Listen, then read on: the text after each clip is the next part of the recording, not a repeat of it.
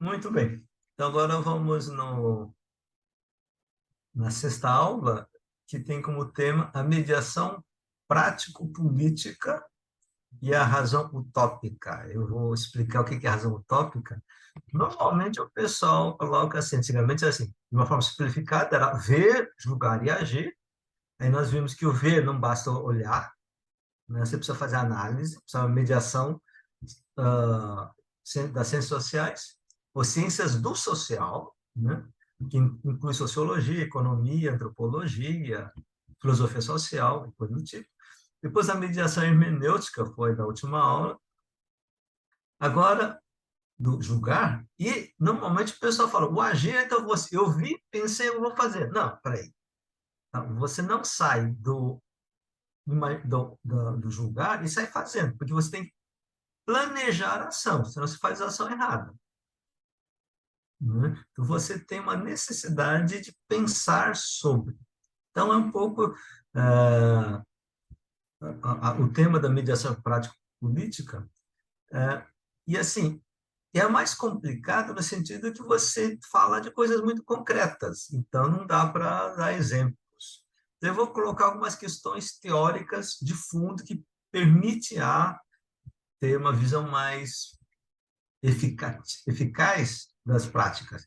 Porque eficácia também é importante, né? Porque não basta você ter boa vontade, você tem que fazer corretamente.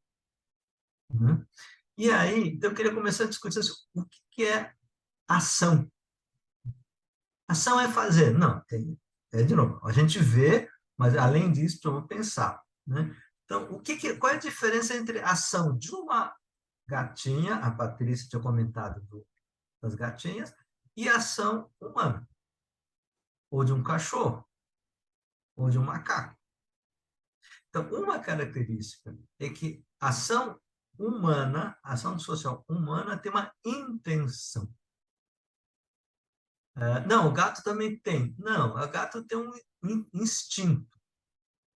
Mas intenção é uma outra coisa. Intenção é de você pensar por quê e para quê. Né? Por que isso? Porque o ser humano tem a capacidade de escolher, por exemplo, o instinto sexual está em todos os animais. Tá? Cachorro, quando sente o cheiro de uma cadela em cio, não tem opção, vai atrás. Ou já viram um gato, um cachorro, eu vou fazer meu voto de castidade e não vou fazer isso. Não faz parte. O ser humano pode. Você tem um instinto sexual que você pode interpretar, volta a termo de interpretar, e ao interpretar, você pode ver, interpretar, isso é uma coisa ruim ou boa, então, tem uma intenção, interpreta como uma coisa boa, poder dizer assim, biblicamente justificado, quando Deus criou o ser humano, viu que tudo era bom, portanto, a sexualidade também faz parte, portanto, também faz, Deus gostou. Ótimo. Significa que você vai fazer todas, uh, responder a todos os instintos sexuais? Não necessariamente. Se você vai trabalhar, vai ter na véspera um exame muito importante, e uma moça que está paquerando, então vai atrás, vai te dar um, dar um, essa abertura para você, tá? Se for falando do homem, ele pode dizer, espera aí, tudo bem que eu estava querendo, mas amanhã não, porque se eu passar a noite com isso, eu estou ferrado, vai matar meu desejo de um projeto de longo prazo. E ou você pode dizer, olha, não há nenhum problema prático, mas eu tenho uma intenção de uma vida desse jeito religiosa. Então, imagina tipo, um padre ou um monge, seja budista ou cristão. Isso. Então, você tem uma intenção além do instinto. Essa é uma coisa muito importante. Tá?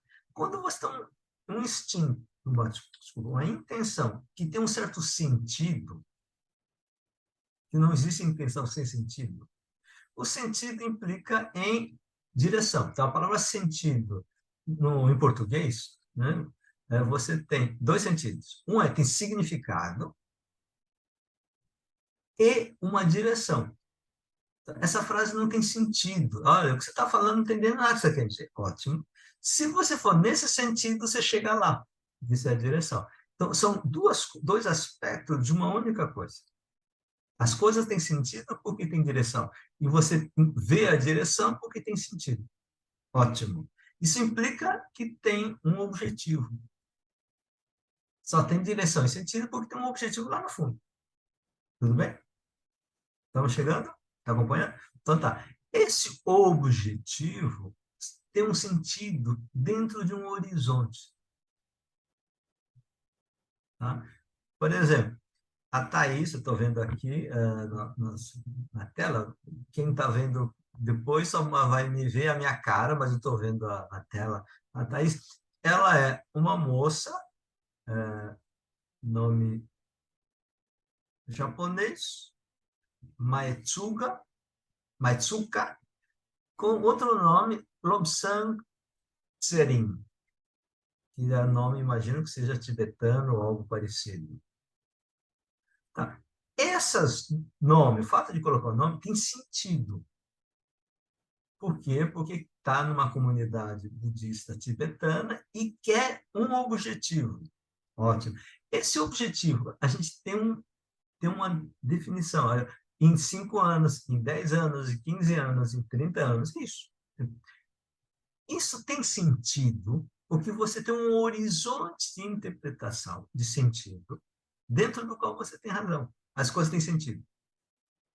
Então, por exemplo, esse é um exemplo que eu aprendi com Dussel, falando sobre o conceito de horizonte na filosofia contemporânea. Ele diz assim, um gaúcho olha lá no fundo, tem um horizonte onde tem uma árvore. Aí você pega o cavalo e vai indo. Então, o horizonte está lá, o sentido está lá, e o objetivo de chegar naquela árvore está lá. Quando você chega na árvore, o horizonte foi para frente. Você descobre que o objetivo não é igual ao horizonte, que quando chega no objetivo, o horizonte foi para frente. Tudo bem? Isso é muito importante, porque normalmente a gente identifica o objetivo com o horizonte.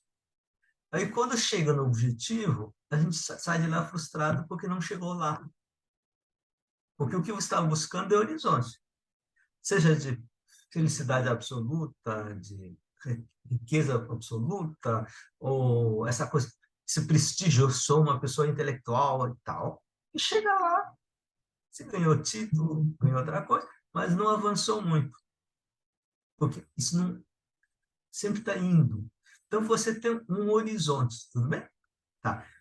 A gente pode escolher um horizonte que te leva ao caminho do budismo, que tem como 3 tesouros.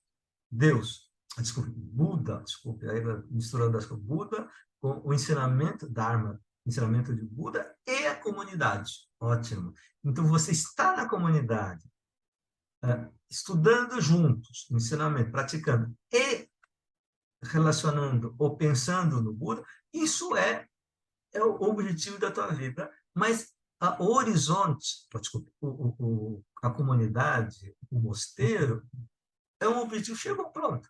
Vocês estão construindo um objetivo para chegar. Quando chegar, pronto. Resolveu o nosso problema? Não. Agora tem uma casa melhor. Mas o horizonte vai. Deu para acompanhar? Tá, tá. Um outro objetivo é uma pessoa que ganha dinheiro. Eu quero ganhar 1 bilhão. Vamos dizer, começamos você com 10 milhões. Feliz. Depois, não, eu quero mais. 100 milhões. 1 bilhão. 10. O objetivo chega, mas o horizonte de ser feliz não chega. Aí vai, e vai, vai. Aí você está um erro de achar que teu objetivo de ser feliz está conectado com o objetivo de ganhar dinheiro, que o Dalai Lama discute isso no livro Competição e Concorrência, Competição, cooperação e competição. Então, a gente está discutindo aqui, Compaixão. compaixão e competição. Compaixão, isso. Então, está clara a diferença entre o objetivo e o horizonte. Agora, você tem dois horizontes diferentes. O horizonte de ganhar dinheiro, ou de ganhar prestígio, de um lado, que você busca as estratégias, e você tem um outro horizonte de felicidade, entendido como compaixão, em termos de cristianismo, de amor solidário, ou você dá o nome de Nirvana, ou reino de Deus. Então, a gente dá um nome para poder falar, para nomear. Né? E aí, então, você tem um horizonte. Esse horizonte precisa ser explicado. Então, a gente explica a partir de uma imaginação. Porque não é conceito. Porque é um horizonte que te agrada, que te dá desejo, te gera desejo. É isso. Então, quando você pega, por exemplo, Jesus fala assim, como é o reino de Deus? O reino de Deus é o mundo onde Deus realmente manda, portanto, realiza a vontade de Deus. Tá? Aí, então, você precisa colocar um nome. Então, aí, primeiro, Jesus precisa explicar uma imaginação. Então, é como um banquete. Um banquete que até os pobres, que não têm nem roupa para entrar, pode entrar. Porque o banquete que a pessoa conhecia na época é só dos ricos ou dos poderosos. O resto ficava fora. Então, você fica com o desejo de entrar e não pode. São expulsos, apanham se quiser entrar. Com Deus será diferente. O reino de Deus será diferente. Ah, tá. Mas como é que é? E como é que se cresce? Aí Jesus inventa uma outra história. Olha, o reino de Deus é como uma semente, um fruto da mostarda, que é pequenininho, mas quando cresce, quando nasce, é gigante. Ah, então as pessoas pensam que isso. Você tem uma imaginação diferente, vai explicando, para dizer qual é as ideias. Tudo bem? Assim também quando se fala Nirvana. É um nome para você consegue imaginar que é contrário do que você está, de onde está partindo, que é o sofrimento, etc. Isso é suficiente? Não. Porque imaginação utópica nos dá animação, nos dá sentido, mas não nos dão estratégias de ação. O que eu faço? Deu para entender? Daí, quando você diz, nós queremos o reino de Deus onde todos têm um banquete, ótimo, tá bom? E como é que vai ser? Ah, não, quando Deus vier, daí, como vai fazer? Você pode dizer, não, Deus faz, a gente espera, então tá, então nós não temos que fazer nenhuma ação, a não ser ficar rezando. Ah, não, a gente tem que fazer alguma coisa. Então tá, para fazer alguma coisa, para ajudar Deus, o reino de Deus chegar mais rápido, o que que você vai fazer? Sem esta coisa, o que eu vou fazer, você não tenha essa motivação da ação. E não tem a estratégia, o que que eu faço? A estratégia, isto. Então vamos pegar o Instituto Buda Pramana. Vocês têm um horizonte, eu imagino, eu estou agora por imaginação minha, tá? Vou ser como um exemplo, tá? Não para discutir o que vocês querem, tá? Assim, então você tem assim, quer expandir, ensinar, expandir essa perspectiva budista de compaixão e de engajamento a problemas sociais para diminuir o sofrimento das pessoas, porque isto é o sentido da nossa luta, da vida, das coisas, que é o caminho do Nirvana, não só para mim, mas para todos que puderem. Ótimo. Isso é uma imaginação, você tem onde vai? Então, o que a gente vai fazer? Ah, bom, meditar. Mas meditação sozinho é o caminho para realizar esse objetivo de expandir no Brasil esse budismo que leva a essa imaginação? Não, então tá, qual é a outra ação? Essa é a discussão, no momento da mediação da planificação, e diz, olha, então tá, uma coisa que a gente pode fazer como o budismo tibetano leva muito a sério o estudo, o que a gente precisa fazer é aumentar a possibilidade de estudo do budismo. Budismo não somente de meditação, mas também de pensamento filosófico religioso. Ótimo. Então, tá, a gente vai fazer curso. Ótimo. Ah, só que assim, ó, pessoas que querem fazer isso também precisa de algum diploma, porque precisa arranjar emprego, precisa... Ah, tá. Então a gente precisa fazer faculdade. Ah, tá. E quem, mas tá, que tipo, então professor, não, mas a gente não pode ser qualquer professor, professor que seja nessa linha. Tá bom, esse pessoal estudou, todo mundo, não, o pessoal estudou pra caramba, isto. Sim, mas a gente pode abrir faculdade com esses professores? Não. Por quê? Porque o governo exige para dar um diploma oficial umas regras, e uma das regras é que o professor tenha diploma da área de teologia, ciência e religião. Ah, tá. Então você tem uma estratégia. Dá para perceber? E na estratégia você, então, o objetivo a longo prazo é você divulgar esse budismo. A médio prazo é levar mais, assim, ampliar a visibilidade do mosteiro, da comunidade, dos textos, editora e faculdade. Isso, então a gente vai ter três caminhos. E nisso, para entrar ter editora, a gente precisa ter isso, como é que a gente vai fazer, etc. Então, quem vai fazer isso, quem vai estudar aquilo, quem vai fazer isso. E no caso da faculdade, a gente precisa... Opa, eu, perdi meu vídeo. Aí, isso, eu bati alguma coisa aqui. Então, você, para fazer esse objetivo, entre diversos objetivos de médio prazo, da formação docente, da formação oficial dos docentes. Isso. Para isso, precisa estar no estado em ciência e religião, em algum lugar. Ou na sociologia da Unicamp. E aí, alguns foram na PUC, outros foram na Unicamp, outros foram na Metodista, para ver qual que é a opção. Você vai escolhendo. Essa escolha tem a ver com o horizonte e as possibilidades. E ter clareza a estratégia. Está claro isso?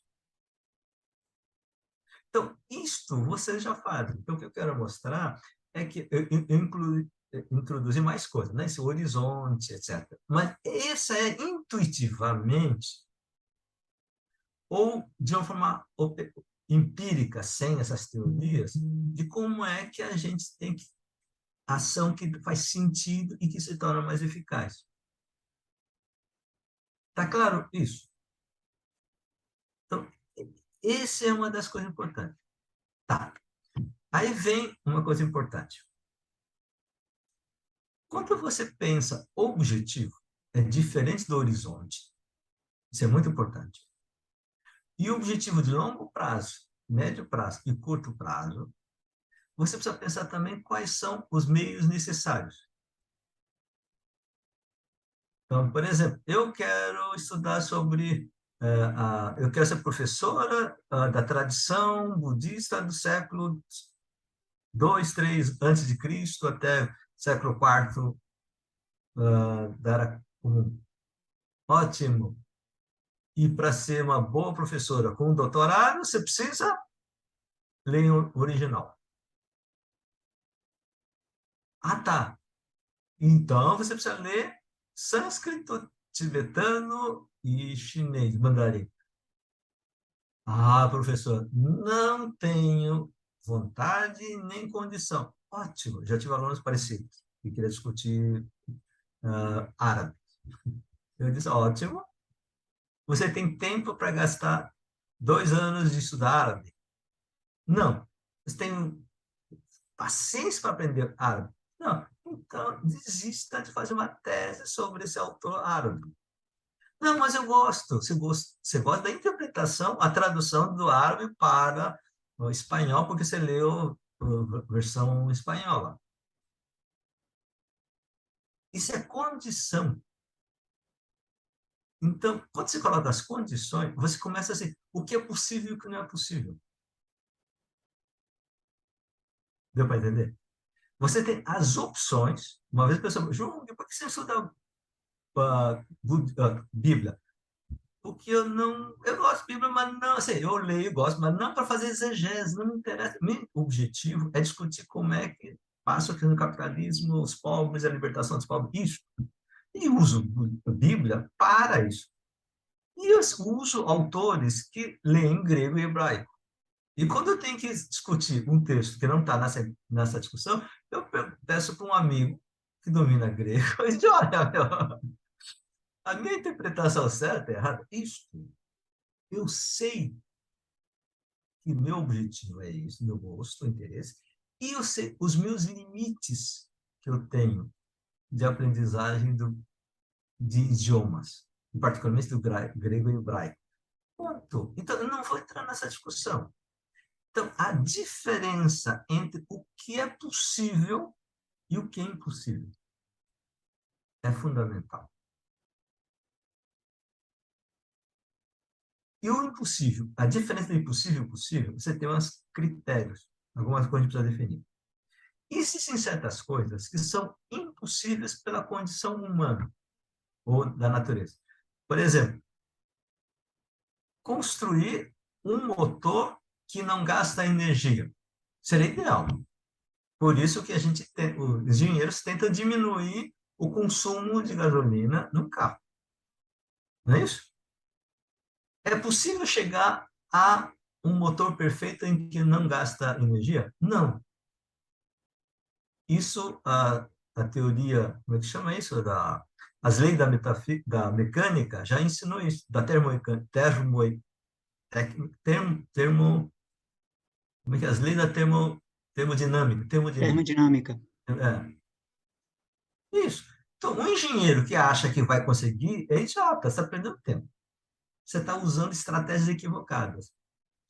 No campo das ciências sociais, e particularmente na religião, a gente tem o desejo de não querer reconhecer o que é impossível. É porque você não é radical. Existem coisas que não dá, que é possível. Por exemplo, 20 anos atrás, ou 30 anos atrás, a gente imaginava usar o WhatsApp, o celular para ficar falando com gente do outro lado do mundo, em vídeo, instantâneo? Não. Mas tecnicamente era possível, tanto que se tinha as pessoas que imaginavam isso. Não tinha ainda técnica, mas chegava. Não, um ser humano pode viver sem morte, sem morrer? Não. Por quê? Por mesma questão da termodinâmica.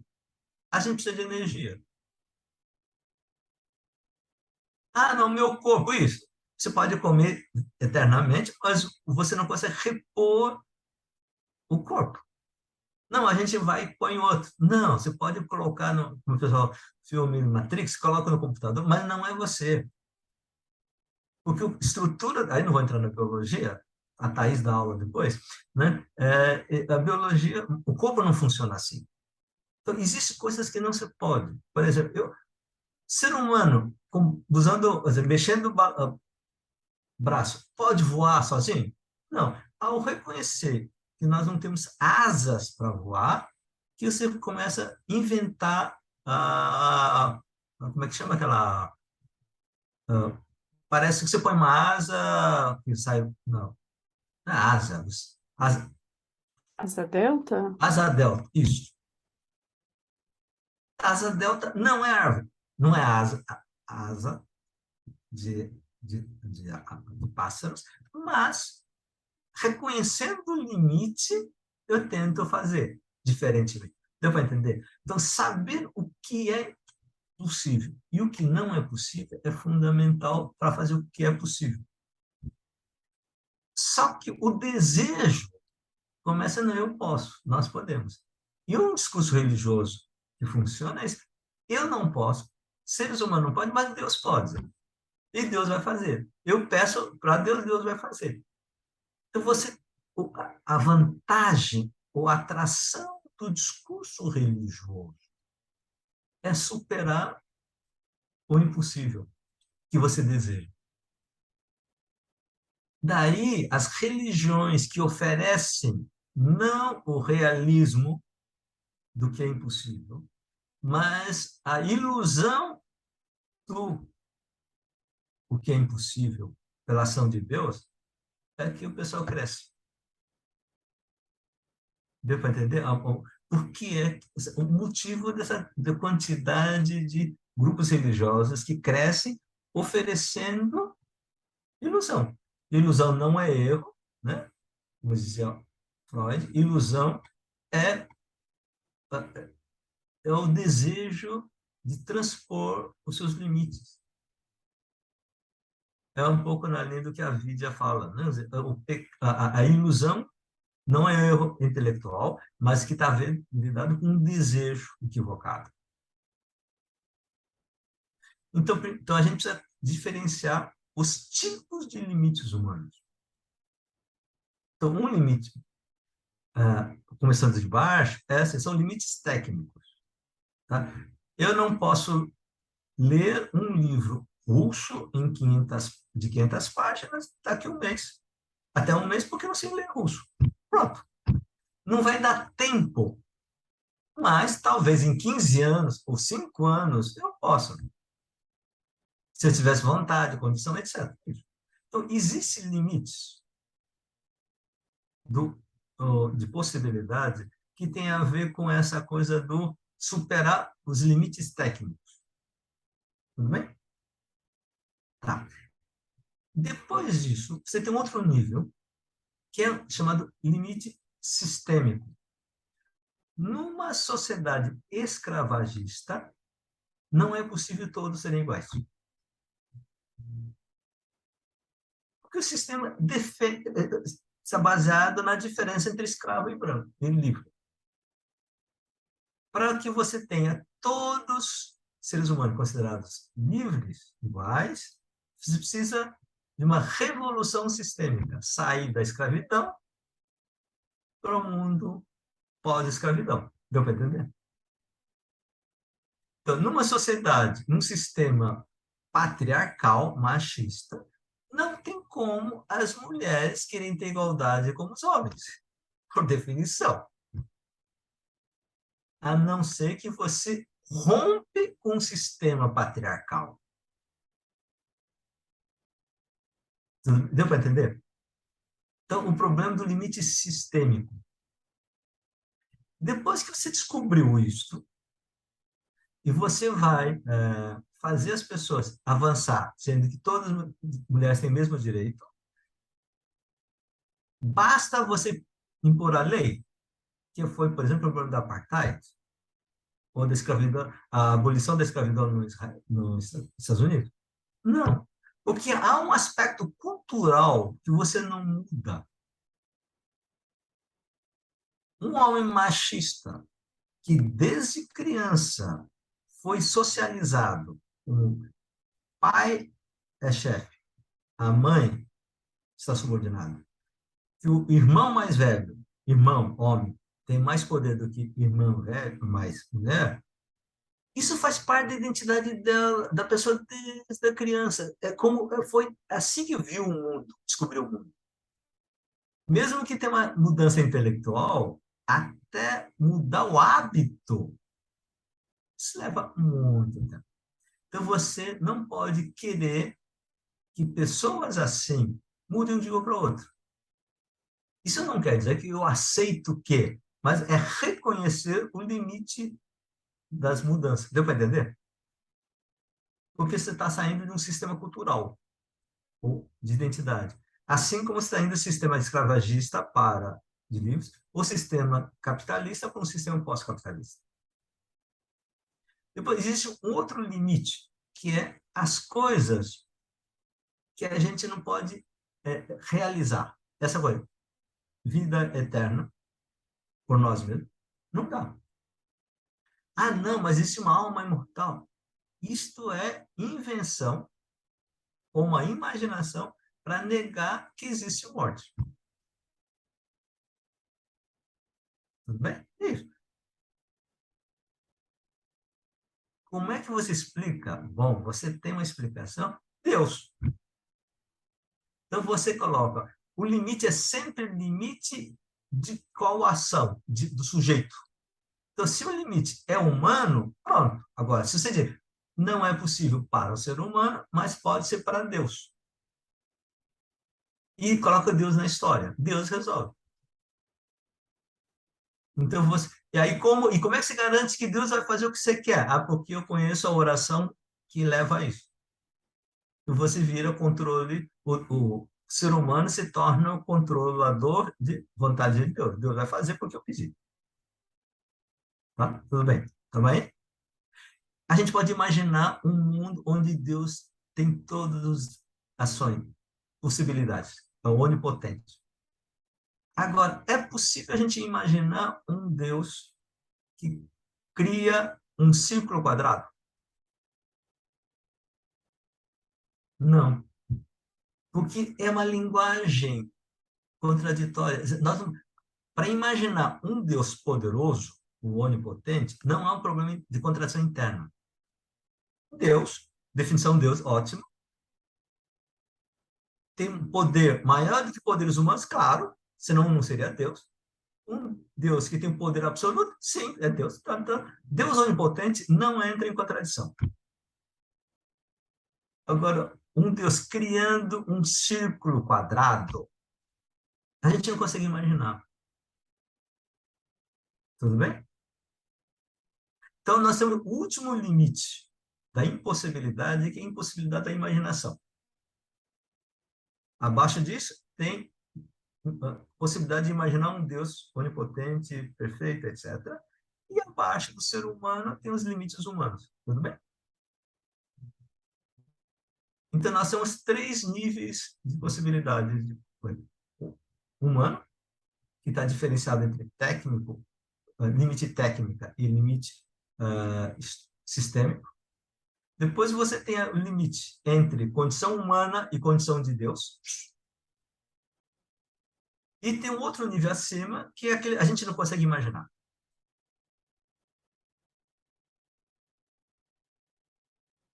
Isso é muito importante para quando a gente vai fazer a estratégia. Isso que nós queremos fazer. Nós vamos ter, com a ação de Deus, Deus está conosco, o reino de Deus vai chegar. Ótimo. Como será o reino de Deus? Um Deus com círculo quadrado? Não, não. O reino de Deus, onde Deus é onipotente, todo mundo fica feliz e resolve plenamente justiça. Ótimo. Isso cabe na história? Sim. Como? Porque Deus vai vir. O reino de Deus vai descer. Você fala, mas quando esse reino de Deus perfeito entra na história, a história não coloca limites à entrada, porque tem condições da história. O pessoal, não, porque Deus vai dar um jeito. Imagina como é que Deus vai resolver isso. Não sei, então tá, então não pode fazer isso. Não pode usar como argumento. Quando Deus entra, teologicamente falando, tá? Para fazer enfiar dentro da história as coisas de Deus, isso significa que o ser humano não entra em oposição à vontade de Deus. Porque se o ser humano diz, não, o Deus vem e tem que empurrar, porque senão não tem onipotência. Então, para que o reino de Deus chegue, o Deus precisa ser onipotente.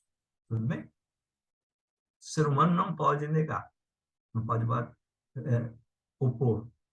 Quando Deus nos traz por oposição, por onipotência, e obriga todo mundo a entrar nisso, isto é liberdade ou não? Aí tem uns teólogos, não, porque Deus dá um jeito de obrigar o pessoal livremente. Não no interior da história. Pode ser no céu, que é o lugar fora do limite humano. Mas na história não cabe isso. Não, mas é porque, quem sabe, no futuro talvez. Isso, no futuro é o limite do técnico. O tempo vai resolver, é limite técnico, não é nem sistêmico nem histórico. Porque, no fundo, fica enrolando porque não quer aceitar a impossibilidade dos seus desejos perfeitos. Deu para entender? E aí, então, volta enrolando. Então, tá, vamos refletir. Então, se Deus vem, é reino de Deus, o reino de Deus é liberdade. Porque a gente luta para oposição, opressão. Opressão é aquele que impõe. Liberdade é sem opressão. Se tem liberdade, Deus não pode impor. O reino de Deus não cabe aqui de uma forma perfeita. Porque faz parte da liberdade humana não aceitar o bem. É claro isso? A liberdade só é liberdade bem, só é bem como liberdade humana na medida em que a gente aceita, a gente quer. Como imposição é lei, não é liberdade, portanto não gera felicidade. Então Deus pode entrar, Deus, o Espírito das quantas, pode entrar na história e trazer o amor, a solidariedade, mas não pode ser para todos, não pode ser impositivo. Deu para entender? Essa metáfora aparece no Apocalipse de São João. Faz uma imaginação, como é que seria Deus quando chega, quando Jesus volta? Aí Jesus diz assim, vocês já viram um famoso quadro em que Jesus está numa porta, batendo na porta, e não tem maçaneta? Isso é uma imaginação para dizer a entrada do reino de Deus, de Jesus, na vida das pessoas não é obrigatória. Jesus bate.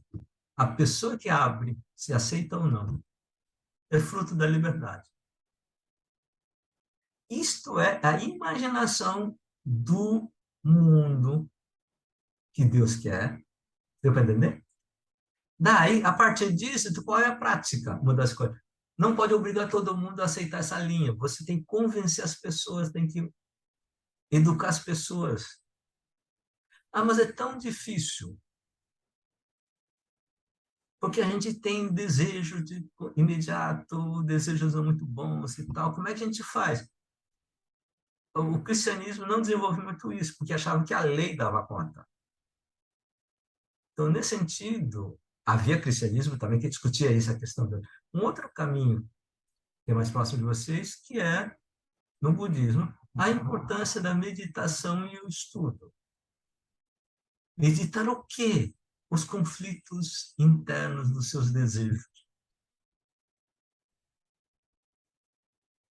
E começa a estudar, olha, a gente gostaria, mas na verdade, você pensar bem, para então tá, eu reconheço que não vai dar. Então eu tenho que aprender a lidar, a aceitar isso. E com isso gastar energia fazendo outra coisa que eu posso. Então, isso faz parte dessa a importância, a reflexão, a importância de saber os limites, tipos de limites. E aí, no fundo, é o, é o conflito, ou seja, a partir de uma imaginação do mundo que deve ser, ou que pode ser, seja para o Nirvana, seja para o reino de Deus, começa a discutir. Tá, isso na história, não discutir quando vai ser, porque a gente não vai chegar. Aqui na história, nas condições humanas, o que tem, e aí vem os limites, isso é técnico, isso é o que dá, não dá, o que dá para fazer a curto prazo, o que faz a médio prazo, o que, certas coisas vai levar a longo prazo, eu vou morrer antes de chegar no longo prazo, pronto. Mas eu vou fazer para a próxima geração os outros, isso. Você tem que saber para onde está indo. Deu para localizar um pouco algumas questões teóricas que dão condições para pensar melhor as práticas eficientes a partir dessa imaginação de Nirvana, do Reino de Deus. Perguntas e comentários? Professor, eu fiquei, acho que eu não consegui conectar direito a questão da imaginação utópica com a imaginação utópica é o horizonte. Quando você tem um horizonte, você pode ter um horizonte como assim, o mar. Tá? Então, você vê, quando você imagina o mundo que podia ser, você está na imaginação. E é utópica, porque é desejável, mas que nunca chega. Né? Mas é necessário. Isso é uma coisa importante. Porque sem isso você não sabe para onde vai. Mas tem que saber que não vai chegar. Pô, você está procurando um negócio que chegar não vai chegar. Isso. Isso é sabedoria espiritual, aprender a lidar com essa tensão entre horizonte utópico, impossível, mas necessário, que dá sentido. Porque sem esse horizonte não dá sentido o que você faz, o caminho que você quer. Mas tá, mas eu não vou chegar a isso. Ah, tá, mas sem horizonte, você ficava mais feliz? Não, porque aí eu não sabia nem o que fazer isso. Ah, mas eu gostaria. Aí, gostar também a gente quer. Aprender isto. Isto é, no termos de evangelho, é Jesus orando, meditando sobre o caminho que estava fazendo. Tentou, mas não deu. As forças eram muito mais. Tem a famosa cena em que Jesus está esperando que vai morrer. Porque ele fez a análise e só criou-se uma aliança entre romanos, os fariseus e os sacerdotes e os que têm grana em Israel. Pronto, todos se juntaram contra ele, então não vai dar. Aí o pessoal vai mandar o soldado para achar, né? O Pedro dizer, não, esse é o Messias, enviado por Deus. Deus é poderoso, Deus vai mandar o exército, mas está demorando. Então, o Pedro começa a revolução com um punhal contra os soldados, todo bem vestido, profissionais. Quando o Pedro faz isso, Jesus disse, meu filho, se Deus quisesse, se eu quisesse, Deus mandaria anjo, ou guarda, legião de anjos. Aí você fala, por que é que Jesus fala isso com Pedro, quando Pedro está dizendo que vai cortar a orelha do soldado? Porque Jesus está dizendo, você tem uma expectativa judaica de que Deus atua com poder, tendo soldados mais poderosos do que legião romana, e você está achando que vai demorar, então você está apressando, porque o Messias vai morrer se não vier mandar soldados. E Jesus vai dizer, mas não é assim que a história funciona.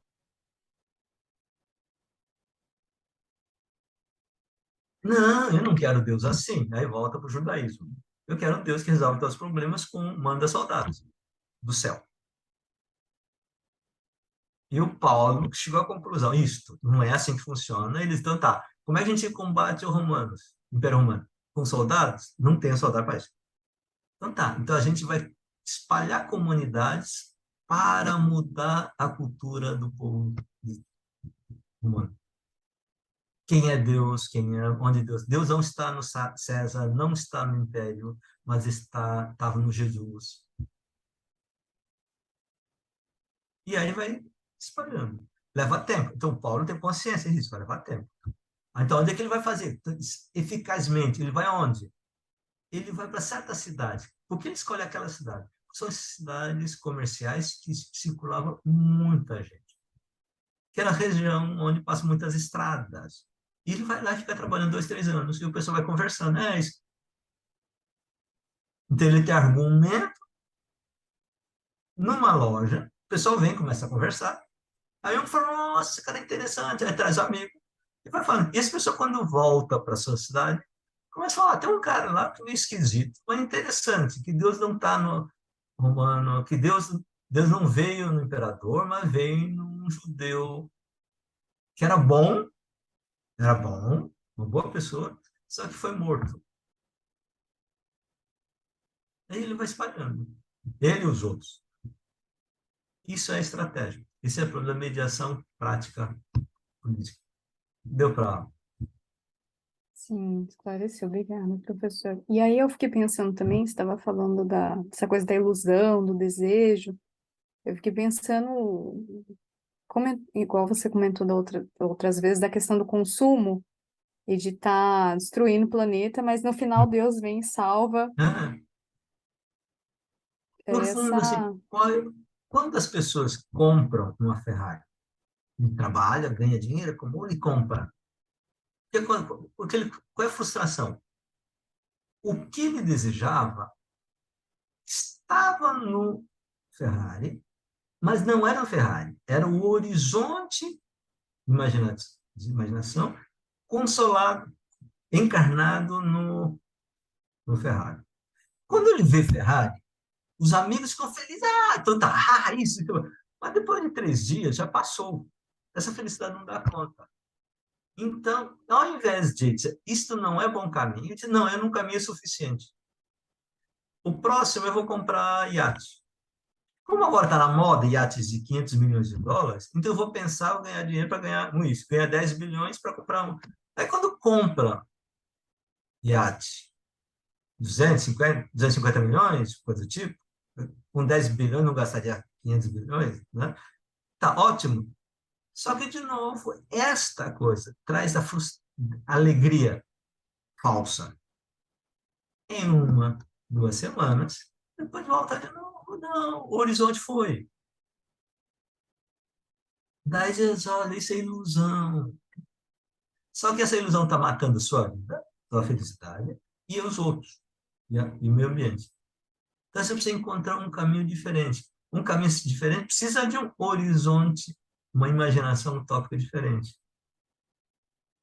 Ah, tá, mas como o que Buda falou Nirvana, não dá conta. Como é que se adapta hermeneuticamente para hoje? Esta imaginação, essa linguagem. Deu para entender? Juntando com a parte da mediação hermenêutica.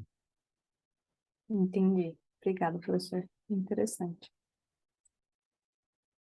Gente, eu estou concentrando um tema que pouquíssimos teólogos e cientistas sociais entendem e estudam essa coisa. Tá? Eu estou assim, sintetizando, etc. Tal. Então, para dizer assim, não fique preocupado se você ainda não achou muito bem o caminho. Não entendeu bem? Não, isso. Eu, como sempre brinco, né? Ainda bem que vocês não entenderam tudo, porque seria muito idiota levar tantos anos para saber isso em 10 minutos. Vocês com meia hora resolvem isso. Não. Tá? Aí você precisa começar a ler, meditar e tal. Fala aí, Tatiane. Professor Jung, esse horizonte utópico, a gente pode dizer que é a fé para algumas pessoas? É a fé que pode Imaginação. realizar. Imaginação está lá. A fé é a aposta que você faz a partir dessa imaginação. A fé é uma aposta de mim. Fé não é certeza. Certeza é uma constatação empírica, teórica. 2 mais 2 é 4, isso é teórico. Bom, você tem como provar isso? Como é que a gente disserta que vale a pena casar com essa pessoa? É uma aposta. E pode não dar certo. E desiste. Pode. É Você que na aposta. religião isso fica mais sério, né? Fica meio cego, né? Sim e não. Sim, não. Você tem muita gente que sai. Se vai, ou por causa da ilusão, ou porque caminho errado, ou não deu certo. Tá. As pessoas que procuram uma certeza não quer fé, quer certeza. Aí, quando a fé não funciona, fica numa coisa. Não, o mundo que está errado. O pessoal que diz assim: olha, Deus vai resolver, não vai, da minha família ninguém vai pegar Covid. Aí alguém pega, tem que aceitar que errou e que não deu vacina, e isso tem culpa ou tem responsabilidade. Não, não, não, Deus é assim. Então tem que negar a realidade.